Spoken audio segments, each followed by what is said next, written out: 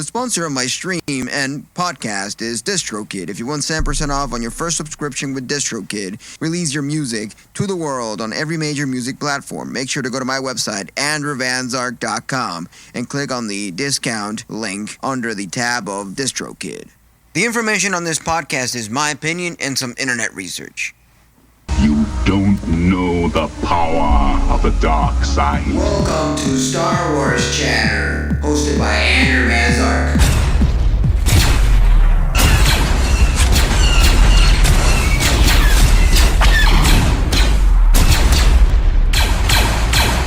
Now you're listening with power.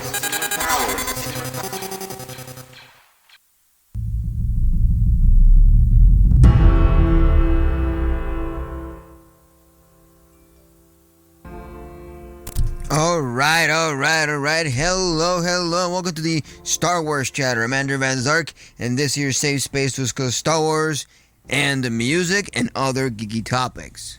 So, today's awesome Ahsoka episode, Chapter 5, blew us to a degree that is unnatural.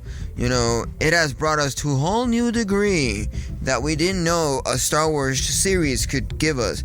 Nostalgia, at the same time action-packed, but at the same time it brought us new things to acknowledge, new things that we didn't know or haven't seen in that clear detail. One thing I've been loving about the Star Wars TV shows lately is that they show us details that we didn't see on the originals nor on the original TV series like Clone Wars and stuff like that. There's lots of stuff that we haven't delved into, you know, and this episode brought us so many details, so many things. We thought in so many shapes and forms that Ahsoka was done for after that fall on the cliff, you know, but and we thought she was like in this world of you know, the spiritual realm where all Force ghosts go to when they're dead, you know?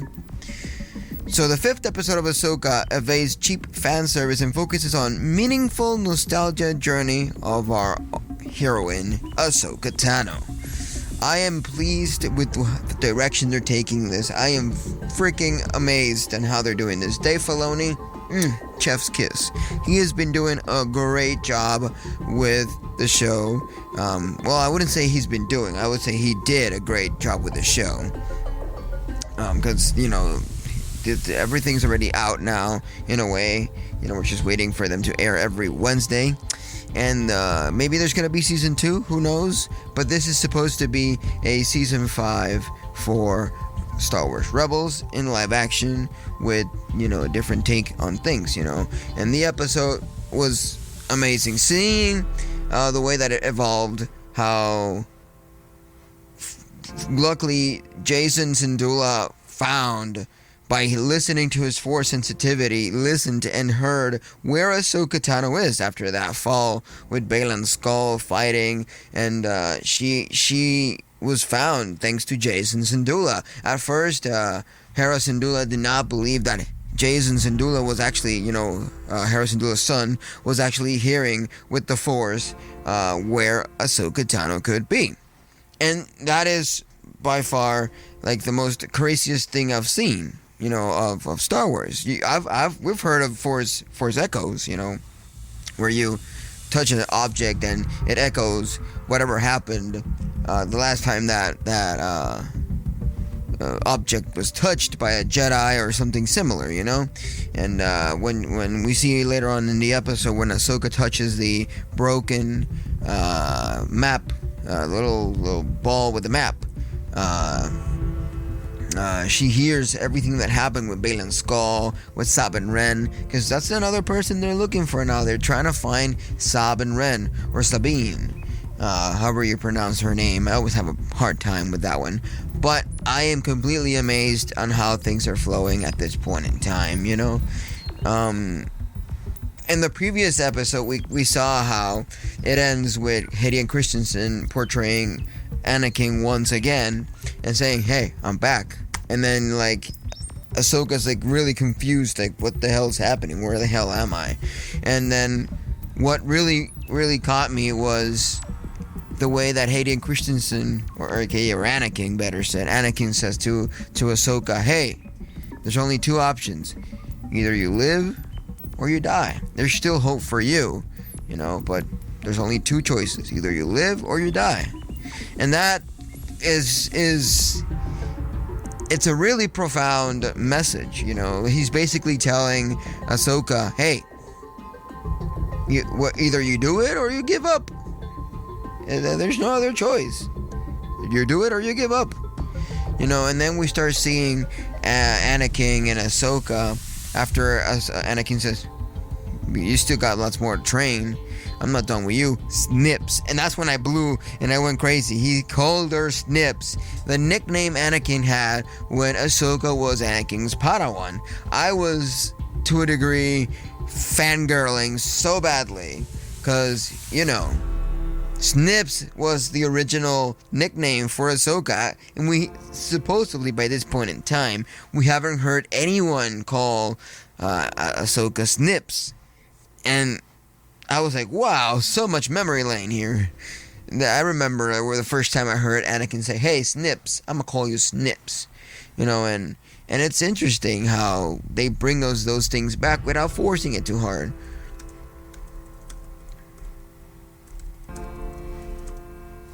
And we can understand here a little bit. But in summary, Anakin called Ahsoka Tano Snips because of her snippy and maddening attitude when they first met.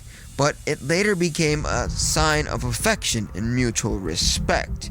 That's why Anakin called Ahsoka Tano Snips when she was his Padawan.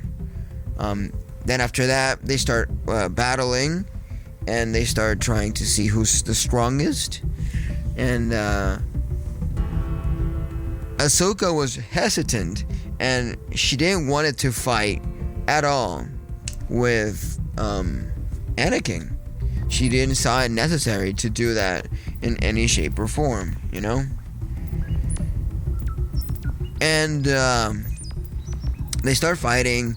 Then Jason Syndulla overhears again the lightsabers and tells Hera, hey, listen, concentrate. And Hera Syndulla's like, wait, the waves? And then a few moments pass and they close their eyes, and with the Force they actually concentrate and heard the lightsabers. They heard the lightsabers hit where they were battling and all that. And then Hera Syndulla calls the fleet, the X-Wing fleet, and tells them, hey, we have to go and fly off and find Ahsoka. And then one of the pilots says, hey, but we've already done that. Why would we do this again? It's a waste of time. And Hera said, hey, follow my lead. But we will have to call and get some authorization. And right there in that point in time, Hera Syndulla, the captain she is, she says, hey, I said so, let's do so. And we were like, oh shit. They were like, oh shit, this girl means business. And they start flying and all that. And she actually gets to find Ahsoka after a while of searching in the waters, in the ocean, And, but while they're doing the research and trying to find Ahsoka in the ocean, a whole sequence happens wherever Ahsoka was standing, We saw lots of things, lots of references to the Clone Wars Season 4, Episode 4. A lot of references from there, And wow. Wow. We really went back in time and we saw a young Ahsoka, the same way we saw her on the Clone Wars. And I loved seeing a younger version of Ahsoka right here in the TV series. I was so emotionally engaged with this, to the point that I did cry a few times with the episode. I did cry with the episode a few times. I do think it was pretty good. The sequence they had, and the interaction between Ahsoka and Anakin. You know, Ahsoka was seeing everybody die, and then the sequence starts. Ahsoka running, no, not running, like standing there in the middle, and Anakin was running, and she yells, "Anakin!" And there's a lot of troopers, clone troopers, you know, clones, not troopers, clones. A lot of clones running by, and she's like, "But what are we doing? Run if you don't want to die." And then she starts running, and after that, she starts talking to Anakin after the battle kind of ceased for a minute there. Even though there were separatists coming their way, we did see the interaction, and that interaction was pretty intense. You know, Ahsoka clearly tells Anakin, "Hey, I don't want to continue fighting. I don't want to do this anymore. I renounce the fighting and the war." And Anakin clearly tells Ahsoka, "Hey, when I was Obi-Wan's Padawan, he taught me so and so. And then I gotta teach you how to defend yourself, how to survive. And unfortunately, you are being trained during the Clone Wars, you know? Welcome to the show, Dream Warrior. Welcome to the show. That latest episode of Ahsoka, which I've been talking about it, wow, it blew my mind to a degree that's unnatural. And for those of you wondering, what am I doing that are listening on Spotify or Apple Podcast, I'm broadcasting live on my radio station, on my website, and on AMP at the same time. And there are people on the chat here. Alright, Dream Warrior, I'll be waiting for your return. So, yeah. It has been, so far, a great series, and I've been loving it as much as I can. So, going back to the retelling of the story that happened today, on the episode Chapter 5, we started to see how she was reluctant to continue battling, and then she tells Anakin, "Hey, is this what I'm gonna have to teach my Padawan? To fight? Ain't there other ways we can teach a young Padawan and youngling into becoming a Jedi Knight the way they do? And different way instead of just battling their way through?" And Anakin says, "Hey, do you even want a Padawan?" And then he turned around, an explosion came in, and we clearly saw how the war continued with the separatists being on the lookout over there, and everything became more haywire. Seeing all those clones dead there, it was kind of devastating, because what Ahsoka tells Anakin, "Hey, at what cost are we doing this? We're losing so much men, so much clones are getting killed." And then Anakin says, "Hey, sometimes that's the price you pay." And I'm like, oh, that is the most dark, sick, twisted way. Yeah. Glad you saw it.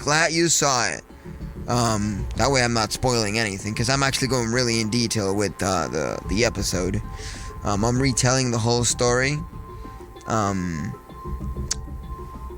I do think this has been like the best episode ever, and I was talking to my girlfriend yesterday on the phone. Was it yesterday? No, it was the day before yesterday, you know, Monday. It was Monday. I was talking to her on the phone that I told her, "Hey, one thing I didn't tell you is that the dark side users have yellow eyes when they fully embrace the dark side. And the only character I've seen in Star Wars that is a dark side user that was going back and forth with the yellow eyes, or better said, didn't have the yellow eyes at all, was Count Dooku. Count Dooku was the only character I saw that barely was being portrayed with the yellow eyes, because he could control it. Because the reason why he's on the dark side, it's not for power, destruction and shit like that, and ruling the galaxy. No, he was there for political reasons. He didn't believe in some stuff. He became the leader of the Separatists, and that's about it. So, that being said, seeing Anakin here on the Ahsoka episode, closing his eyes and seeing them back again blue, I was like, whoa, hey, this changes everything. So Anakin could also control how yellow his eyes get? Oh, this means, in my opinion, I might be wrong, but what I could portray and understand from Anakin changing back to his original eyes is that there was still hope for Anakin, and seeing how many times Ahsoka was confronting Anakin, and they were like giving you a glimpse of Darth Vader, that was foreshadowing the downfall that we were going to have from Anakin.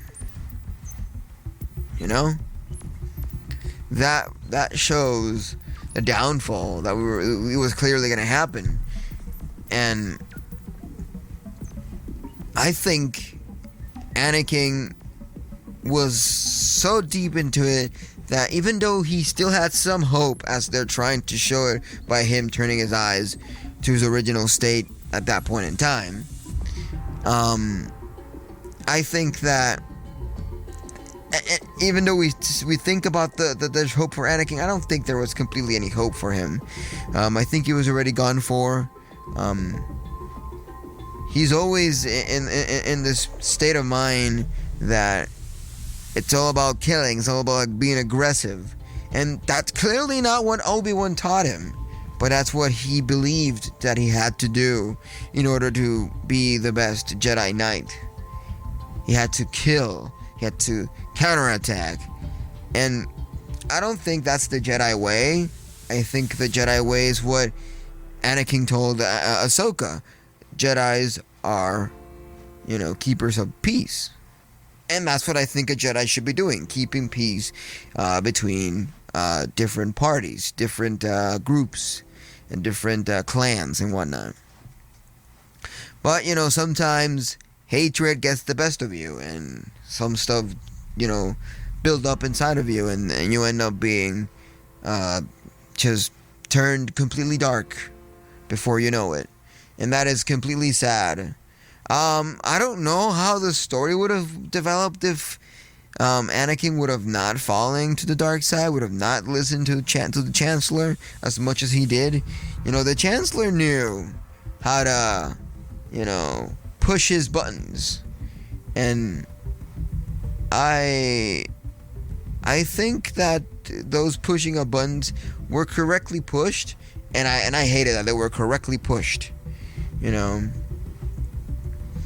The ghost of Anakin, the Force ghost of Anakin, seeing him again brought us so many much memories, so many much things that we have, missed. And it's kind of annoying for me, at least, and for some people that I've seen around TikTok and shit, saying that, why are you loving so much Hayden Christensen now after Disney acquired Star Wars? When the prequels came out, you hated Anakin, you hated all these characters, but now you love them for some apparent reason. Originally, people hated Hayden Christensen portraying Anakin Skywalker. He was dry. People said he was dry, not that great of an actor for the role and shit. But I always loved Hayden Christensen in the portray of Anakin. I've always did, And this episode, it's a beautiful confusion for many of you that are not too much dwelled into the world of Star Wars. For those of you that haven't done much when it comes to the in-between series like the spin-offs and Clone Wars and Rebels and all that. At some point in Rebels, we do see Ahsoka fight Vader, so we do have that she eventually gets to go against his master, her master, better said. But overall, I think this was a great episode. I think it blew us to another degree. I think that this is way better than anything else. And I wouldn't see this any other way. And I think that Dave Filoni should be the only director for a while in live action. Because I've seen other directors do okay in animation and video games. I think we can expand a little bit on the video games and the animation, but in live action, for now, I think we should stick with Dave Filoni. Dave Filoni has been doing a great job with the characters, with the storytelling, and everything that we have been dwelling into with, Star Wars Ahsoka. And to compare here a little bit my opinion with someone from the internet, let's read what Kotaku has to say about the episode. So, Ahsoka Episode 5, The Ghost of Anakin Skywalker, or Force Ghost. A beautiful but at times confusing episode. The latest Ahsoka story delves deep into her relationship with the doomed Jedi. So, Ahsoka's Episode 5 is here. Something we, and by we I mean Clone Wars fans, like myself, an Anakin Skywalker apologist and Star Wars nostalgist, have been awaiting for a very long time. Will Anakin get redemption? Will Ahsoka get closure? I don't think there's redemption, because we do know that he turns to the dark side and becomes Darth Vader after that fight with Obi-Wan. So there's no turning back with that. The story's already been set in stone. So we can't do that. But this could mean the closure that Ahsoka deserved. Ahsoka was thrown out from the Jedi Temple for the wrong reasons. She was accused for the destruction that happened there and the death of all those clones, And I think that shouldn't be the case. She was wrongly accused, and I'll do as my girlfriend did with Han Solo. Justice for Ahsoka. I want justice for Ahsoka. But at this point in time, Ahsoka really doesn't give a crap about the Jedi Temple, the Jedi Order. She clearly has said it when she's training Saab and Ren. So we don't need her back at the Jedi Order or any other Jedi Order that happens after this. So yeah. So there's clearly going to be some closure here with Anakin. So will the live action version of this thing we've seen before crackles with new energy, imbued by the powerful acting of Rosario Dawson and Hayden Christensen? The answer is sort of. While it shows flashes of brilliances and some of the most beautiful visuals I've seen in Star Wars, period, the latest episode of the Ahsoka TV series occasionally falls victim to the disease of Star Wars nostalgia, whereby characters in clothing and facial expressions and lightsaber twist are the just to be there, just so you can do the Captain America and the Avengers meme. Just so you can understand that reference, It takes a second watch to really understand showrunner Dave Filoni's intention in so much of this episode, which there's a lot to dive into here. Like, a lot. So, and it shouldn't be the case, It shouldn't be the case. So, did I, as a fan, feel satisfied after finally witnessing Anakin and Ahsoka together in live action? In some ways, sure. But in others, the expression left me wanting, like the meal Filoni served was just dessert. All fluffy merengues and canned fruits. When what I really wanted was a heaping, savory plate. Let's get into the nitty-gritty here of Ahsoka's Episode 5, titled Shadow Warrior. So, they were searching on Seatos. So we begin on, you guessed it, Seatos, where Hera Syndulla, her son Jason, and war criminal Chopper have landed a little too late. No one's there, or at least it seems that way. Poor Huon is hiding behind one of the rocks cradling Sabin's Mandalorian helmet. Quoting here, "I told him to stay together," he said. They never listen. Cue the title card. And remember, and a reminder that the sound design of this show is stellar, superb. So we get to, before we get into what we all really want to see, Anakin and Ahsoka in the world between worlds, through, though my heart is afflured, the moment the episode snaps to the former master and apprentice facing each other in such a surreal, star-studded space and nagging through pokes at the back of my head. It persists through the episode like a slight aching headache I get after parking in a few too many Aperol spritzels at brunch. Why? I said last week that I was looking forward to Ahsoka and Anakin having the conversation they needed to have, and that we needed to hear, but Anakin isn't here to talk. After telling her "you look old," and gently raising her to for losing her fight, he suggests that her abilities to remember what happened gives her a chance at living. But he also is also here to fight. He tells Ahsoka that he wants to finish her training. Quoting here, "One is never too old to learn." Snips.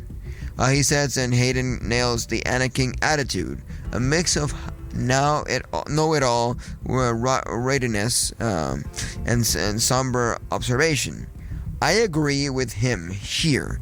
Ahsoka needs to learn more, but she doesn't need to swing lightsabers. She needs to talk to the man who was essentially her brother. No. According to Filoni, her last lesson is choosing whether to live or die, which seems too odd with her character. Her being in the world between worlds, it's a little sketchy how things flow. So this episode tries to loosely establish that Ahsoka has somehow given up, but was I watching a different show before?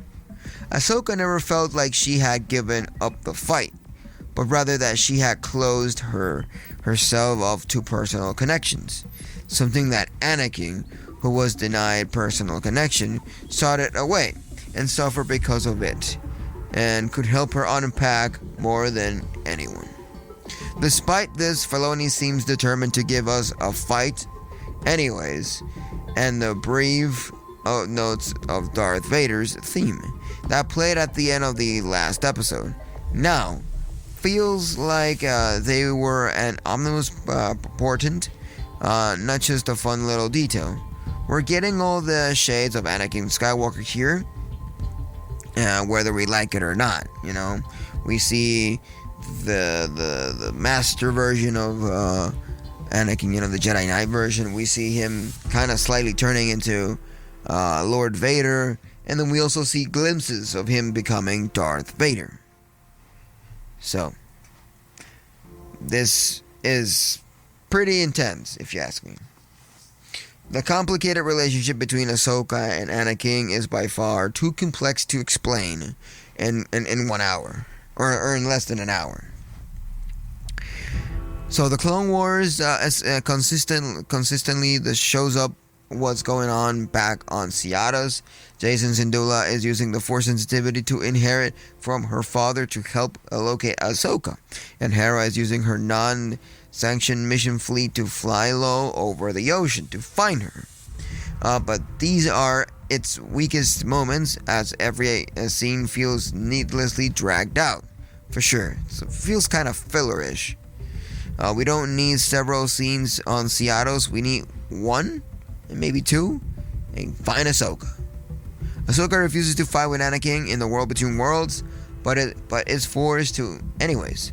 So the two clash lasers, swords, and did I squeal with the glee watching Christensen do the now infamous Anakin Skywalker twirl? Of course, I did. Did that nagging ache at the back of my head pulse with confusion? You bet. They playfully spar, Ahsoka kicks Anakin in the face, and just as she suggests he has nothing left to teach her, Anakin slices the shimmering walkway and says, "Hey, there is one more thing I can teach you," and sends her hurtling through space. And Ahsoka lands flat on her face in sand, surrounded by smoke in a pink-hued space, a visual nod to the 1980s Akira Kurosawa film Kagemusha, whose title translates to Shadow Warrior. And I see what they did there. But she's not the Ahsoka we just saw. She's the teenage version of her, played by Barbie's Ariana Greenblatt. She realizes she's back in the Clone Wars just as Anakin from that time period strides past her, confidently reflecting blaster bolts in his snazzy armor. "Forward!" he screams. This is a General Skywalker, the war hero, and it's here that the starkness of the Clone Wars horrors are clearer than they've ever been. Ahsoka is just a child, thrust onto the front lines of war, and she feels really, really bad when all those clones die, because she said, "Hey, I was leading them. They were my responsibility." And then Anakin says, "Hey, hurry up, Snips," he yells, but she's confused as to why they're here at one of their first ever missions. She chases after him, deflecting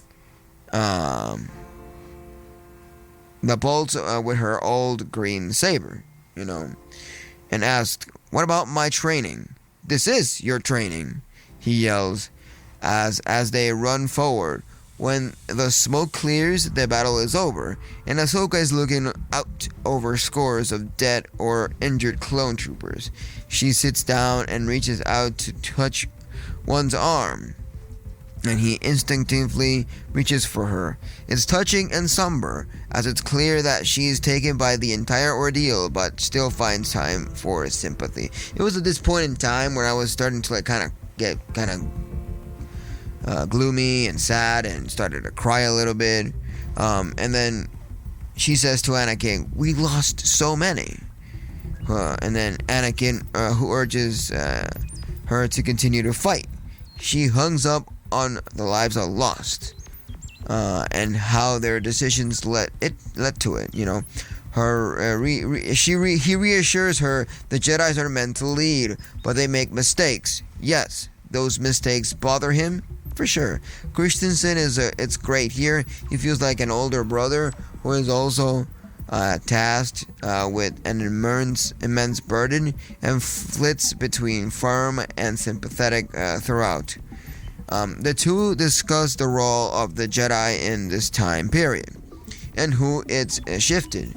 We must adjust to the times. When Obi-Wan taught me, we were keepers of the peace, but now, to win this war, I have to teach you to be a soldier, he explains. She doesn't want to fight, but he doesn't care. She has to if she wants to live. And he strides off, leaving her to stare at him in horror. These flashback scenes are where Filoni struggles to adequately fill in the gaps between the story he wants to tell and what he actually puts on screen. Are the most clear.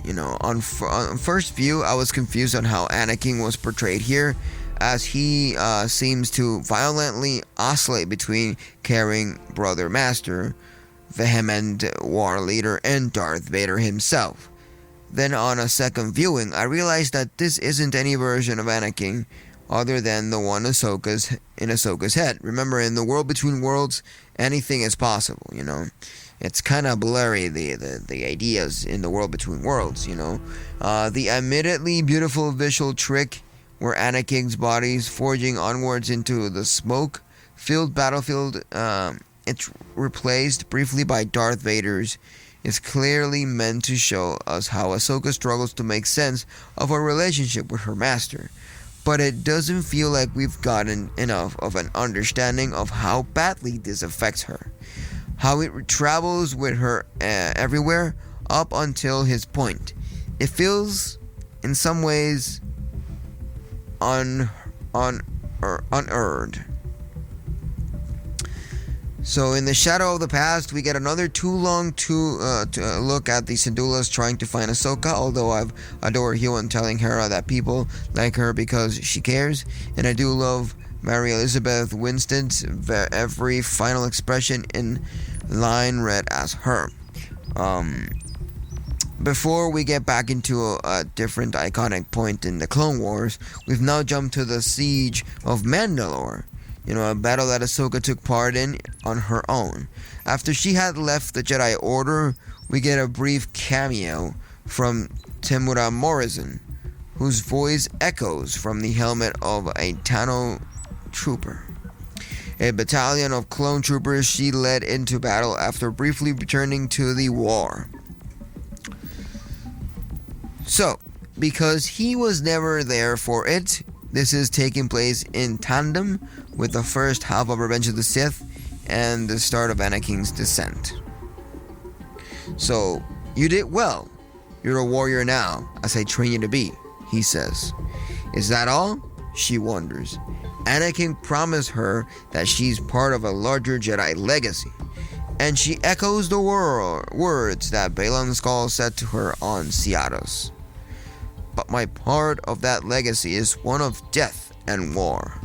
Anakin's retort is crucial here, as it's something we've wanted to hear come from Hayden Christensen's mouth for more than 20 years. But you're more than that, because I'm more than that. Ahsoka doesn't believe this. She's too caught up in Baylan's words, in the legacy Anakin left behind, in horrors associated with Darth Vader. Oddly, the threat of the dark side never felt like something Ahsoka has dealt with before, nor does it feel like something she should question. Her refusal to believe Anakin is more than that frustrates him. Is that what this is all about? He asked, annoyed. At first watch, I thought this was Glib's response, a weird reaction to someone's suggesting that the genocide and destruction you left in your wake was bad. Maybe. But then I realized upon watching the scene again that Anakin is hurt by her narrow-mindedness. That she, above anyone else, could and should be the person to understand the multifaceted nature of his character. So he shows her that face she is so desperate to see, that face of evil, of Vader, and he fights her yet again. This time with the outfit he wears on Mustafar. If this is the Anakin you want, this is the Anakin you'll get. I'll give you a choice. Live or die. It feels in this moment like we're trying to do a bit too much here. Are we redeeming Anakin in the eyes of Ahsoka or of the viewers? Are we imbuing Ahsoka with a renewed will to live? But one that hinges on whether or not she can see that her master was more than a monster. This confusion could be due, in part, to dialogue choices, or perhaps the editing, which has been messy at times. But it is confusing nonetheless. Anakin kicks young Ahsoka out of his memory and back into the world between worlds, where she's her old self again. The visual trick plays out again, a flicker of Darth Vader, but it's tired this time, and only redeemed by Christensen's incredible physicality, which makes him embodying of Anakin feel like sleeping on a well-worn suit. You lack conviction. Welcome to the show, Gen X. Welcome to the show. You lack conviction, he says, echoing J. Merle Jones' vocal patterns. I love a good lightsaber fight, especially one in which Anakin's strength is on full display, but I still can't quite parse out why they are fighting and what over, She gets the better of him, and thought her eyes briefly turned the same red as his thanks to the gleam of his lightsaber, which she's just disarmed off him. She discards his weapon, throwing it into the abyss. I choose to live, she says, but it feels more like she's refusing to put Anakin in the Vader box, and herself alongside with it. Not that anyone ever really thought she would be until this very moment. In a single episode, Filoni seems to have set up and solved his own problems. There's hope for you yet, Anakin says, before disappearing. It feels like everyone in Star Wars is fighting over Anakin Skywalker's charm's body like the last chicken leg at a barbecue. But each one hoping that a piece of this poor man will give them their own closure. Yet he's left drifting in the wind on the world between worlds, forced to serve as a ferryman for all you meditation retreats. So Ahsoka is finally reborn, and after Anakin served his purpose, we get a beautiful visual of the world between worlds condensing until it becomes water, lapping at Ahsoka's feet. It overtakes her, and we see her body floating in Seatta's ocean, where she's rescued by one of Hera's pilots. As she regains consciousness, Anakin's name is on her lips. Was it all a dream? I'm not sure we'll ever know, or if Filoni wants us to. But either way, the showrunner's affinity for aligning Ahsoka with the Lord of the Rings Gandalf the Grey has now been translated to live action. The next time we see her up and about, she's in all white, and there's something different about her. So Ahsoka taps into the Force to find echoes of Sabin's memory embedded in the piece of the discarded map, and discovers that she's gone with Baylan, Shin Heidi, and Morgan Elsbeth to some far corner of another galaxy. She realizes that one way to find her is to enlist the Perc, the space whales, who are conventionally back in the middle of the cross-galaxy migration, while Hera and Carson Teva distract the New Republic ships that have appeared as strip Hera of her general status due to her insubordination. Ahsoka convenes with the largest whale in the pot. Convenes with the largest whale in the pot. Standing on top of her ship, her white frock flapping in the breeze, she reaches out with the Force and speaks to the whale, echoing the first time she ever showed her sensitivity to the universe's life force, which we saw that in Tales of the Jedi. So way back when she was just a little baby on Sealy. So it is breathtakingly beautiful, such so that it nearly brings tears to my eyes.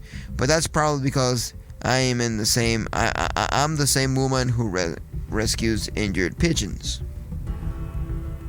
This Ahsoka is lighter in every way. She feels burdenless, ballooned by whatever closure she managed to get in the world between worlds.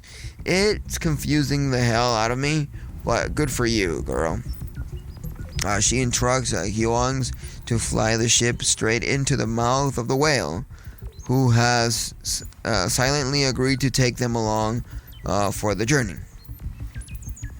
You're certain they know where Sabin was taken? Huon asks as they park their ship on a tongue, and its Balan teeth close them off to the skies. I have no idea, she says. What? He asks, perplexed. No idea, she says playfully. We'll just see where it goes. It's better than going nowhere. Okay, girl, Gandalf, I'm here for it. Ahsoka and Hera say their goodbyes as Perc prepares to jump to hyperspace. It's kind of sad how, Jason cannot steal hyperdrive just because he's too young.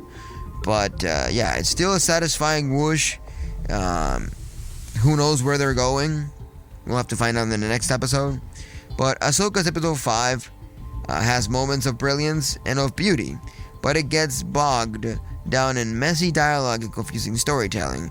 Filoni has some great clay at his fingertips. I just want to see him mold it even better. My standards are high. I'm writing this while wearing an Ahsoka Tano t-shirt, but I can say that aside from Andor and despite my reservations, this is the best Star Wars story we've gone in every Disney Plus TV series ever since Disney acquired everything. The best storytelling ever.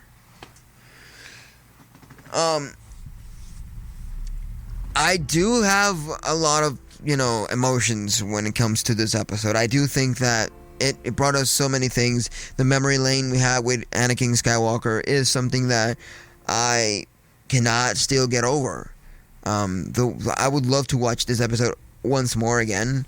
I can't wait till my girlfriend gets to this point so we can watch Ahsoka together.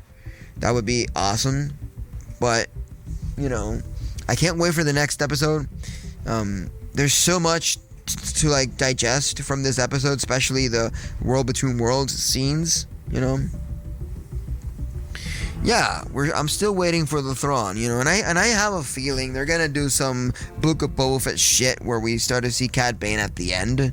So we're probably gonna see some Thrawn at the end. The whole series is gonna end in a cliffhanger, and I'm pretty sure they're gonna just throw us up. Wait for season 2 for more Thrawn, and I'm like, I'm pretty sure that's what's gonna happen. Or maybe this hyperdrive will accidentally bring them closer to Thrawn. And Ezra and all that, and we're gonna have more to go from that point on. I don't think they're gonna find Sabin Wren just yet and go to Baylan Skull and Elsbeth. I don't think they're gonna go close to that. I don't think that's a thing now, but I think we're closer to Thrawn than to Sabin. That's just my opinion. I don't see the Sabin rescue as of yet. The dark side tends to play with your mind and play with your emotions. They work through passion, power, and stuff like that. And that's how I think they're gonna flow with Ahsoka at this point in time. I don't see it going any other way. I might be wrong. Maybe we're closer to Sabin than Thrawn, but I would love if we're closer to Thrawn and we get to see an interaction of some shape or form. I'm still expecting to see a live action of Thrawn of some shape or form. It would be blue balls if they never show the blue motherfucker known as Grand Admiral Thrawn. I've been reading the Heir of the Empire book and listening to more of Thrawn and remembering Rebels and all that just brings a lot of anxiousness to me, and would be like, hey, I want some Grand Admiral Thrawn as of now. At least that's my anxiousness that I'm feeling at this point. But I've been loving the series so far. I don't have any complaints at the moment. I don't feel like how I felt with Obi-Wan, which I liked Obi-Wan, but I felt like it could have been just a standalone film and keep it going, That whole Obi-Wan thing felt like slight story with a full of fillers. A mouthful of fillers with a little bit of story. It's like when you're trying to eat some cereal that is non-sugared, and you're like, this needs sugar, and you add the sugar, and then the sugar falls in the end of the bowl, and then only some of the cereal got the sugar. That's what Obi-Wan feels for me. Some of the flakes got the sugar, but the rest, they're still bland. Meh, whatever. So yeah, Dream Warrior, Obi-Wan was mid. It could have been just a standalone film, like how that random editor did. That actually someone in Disney or Lucasfilm found out and were mad that 2 hour and 50-minute edit was way better told than the actual official release of the TV series. It is what it is, So we're just gonna have to trust whatever Dave Filoni has under his sleeves for the next episodes. So thank you for listening. Thank you for being here. Thank you for being awesome. This was Andrew Van Zark. And now you've heard my thoughts, my opinions on the latest of Star Wars. And I can't wait to see more. I can't wait to delve into some more Star Wars. And I can't wait for next Monday, where my girlfriend is gonna be reviewing, with her hilarious takes, Return of the Jedi. So, may the Force be with you, and I'll catch you on the flip side. Adios, amigos, and let's roll that outro. Oh, bye.